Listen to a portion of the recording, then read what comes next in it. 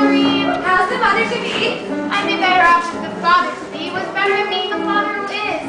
I sometimes think I'd be better off with a decoy. I'm sure Drake will make a great dad when the family comes.